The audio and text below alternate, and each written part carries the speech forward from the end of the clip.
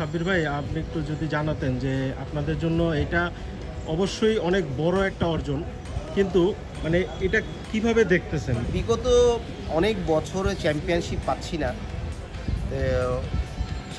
সেই দিক থেকে চিন্তা করলে আমাদের এটা বড় অ্যাচিভমেন্ট। আসলে মহড়া ক্লাব তো দেখতে চায়, মহড়া ক্লাব আমরা যারা খেলেছি, কারণ আছে জরিমাই আছে, আমরা যারা খেলেছি তারা তো প্রতি বছরই মহড়া ক্লাব চ্যাম্পিয়ন দেখতে চায়। এই ধরনের মন মানসিকতা আমাদের ছিলাম। বিগত সময় যারা এইটা হ্যান্ডেল করেছে, আমরা রেলিগেশনও খেলেছি, রেলিগেশন থেকে পার হয়ে আমরা লাস্ট 2019 সাল থেকে আমরা টেকনিক্যাল কমিটি, আমরা খেলোয়াড়রা এই ক্লাবটাকে ধরেছি।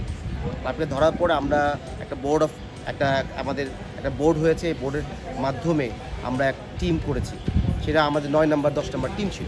পরে আমরা ধাপে ধাপে এগিয়ে আমরা ফেডারেশন কাপ জিতেছি লাস্ট ইয়ারের আগের ইয়ার। এই বছর আমরা চ্যাম্পিয়ন হলাম। এখন চিন্তা করছি যে মহড়া ক্লাবকে ওই জায়গায় দেখতে চাই, প্রতি বছর চ্যাম্পিয়নশিপের ফাইটে দেখতে চাই, নাহলে চ্যাম্পিয়ন হব, নাহলে রানার্স আপ হব। তো আমাদের বিগত কিছু প্রবলেমের কারণে, ক্লাব ডিসহ্যান্ডেলের কারণে আমাদের এই ক্ষতিগুলি হয়ে গেছে। তো আমরা এই ক্ষতিটা হতে দিতে চাই না। সামনে আমাদের ইনশাল্লাহ আমাদের একটা ভালো কমিটি হবে, প্রেসিডেন্ট এবং আমাদের ফুটবল চেয়ারম্যান আলমগীর ভাই এই সাপোর্টটা দিয়ে আমাদের ক্লাবটাকে উজ্জীবিত করে রেখেছে। আমরা এই সকলটাকে ধরে রাখতে চাই। জনি ভাই, সবসময় তো আমরা জানি যে আপনারা বাইরে থেকেও সাপোর্ট দিয়েছেন, ভিতর থেকেও সাপোর্ট দিয়েছেন। এই যে 23টা বছর পর একটা শিরোপা আসা, যেটা আপনাদের সময় আগে রেগুলারই ছিল বা মোহামেডানের একটা সুনাম ছিল, সেই জায়গাটায় আপনি কি মনে করেন যে এটা কতটা গুরুত্বপূর্ণ হয়েছে? দেখেন, এটা আসলে দুই যুগ বলতে হবে আমাকে, যে 2005-এর পরে মোহামেডানের কাছে সেরকম কোনো একটা ট্রফি ছাড়া কোনো ট্রফি নাই এই 2025 সাল পর্যন্ত। তো অলমোস্ট দুটা যুগের মধ্যে মোহামেডানের কাছে কিছু ছিল না। তারপরে মোহামেডান ক্লাবকে সবাই বলতে বসেছিল যে যাতে ওরা মোহামেডান ক্লাব 6, 7, 8, 9-তে থাকতো।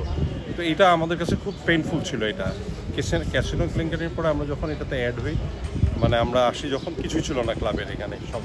তারপরে যাই হোক, আমরা এই চেষ্টা করার সকলের ইয়েতে, আসলে এটা একটা টিম ওয়ার্ক, বুঝছেন? এটা একদিনে তো সম্ভব হয়নি, এটা ধাপে ধাপে এগিয়ে এসছে। আমাদের একটা কমিটি আছে, তারপর টিম আছে। আমাদের এই টিমেও দেখবেন অনেক প্লেয়ার আছে যারা 5-6 বছর ধরে একসাথে খেলছে।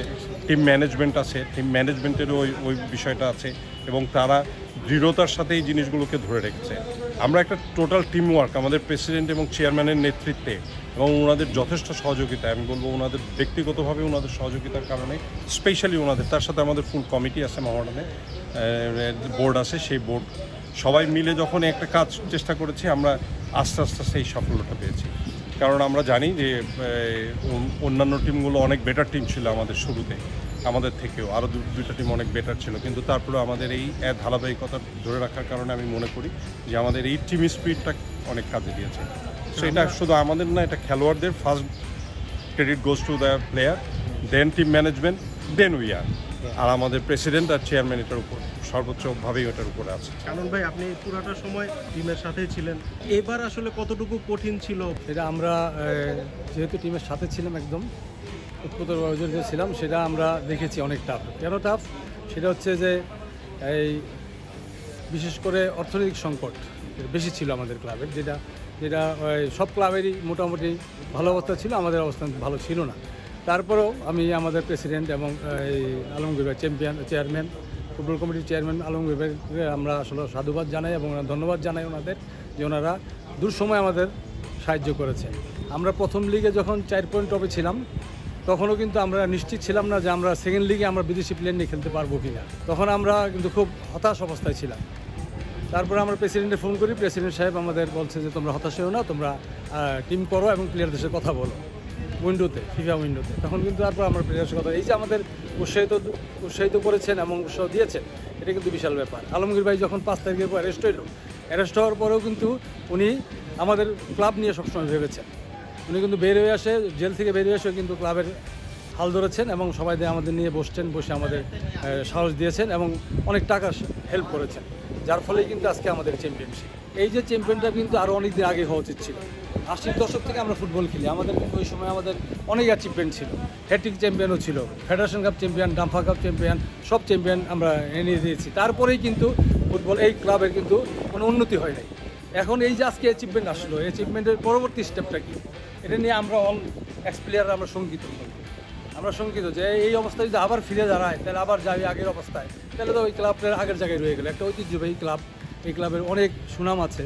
এই ক্লাবটার দিকে এখন বর্তমান প্রেসিডেন্ট এবং ফুটবল সেক্রেটারি, ফুটবল চেয়ারম্যান সবাইকে আমি অনুরোধ করব যে ক্লাবটার যাতে এই অবস্থাতে দৈন্য দুর্দশা থেকে যে ক্লাবটাকে উত্তোলনের লক্ষ্যে একটু আমাদের হেল্প করে এবং ক্লাবটাকে ভালো অবস্থায় নিয়ে যায় এবং দৈনন্দিন ইনকামের একটা রাস্তা ব্যবস্থা করে।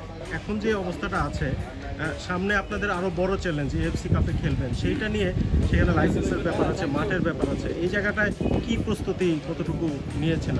অলরেডি আমরা মিটিং করেছি টেকনিক্যাল কমিটি, যে আমরা এএফসি কাপে আমরা খেলবো, এই যা যা আমাদের ক্রাইটেরিয়া আছে সেই ক্রাইটেরিয়া পূরণ করে আমরা খেলবো ইনশাআল্লাহ।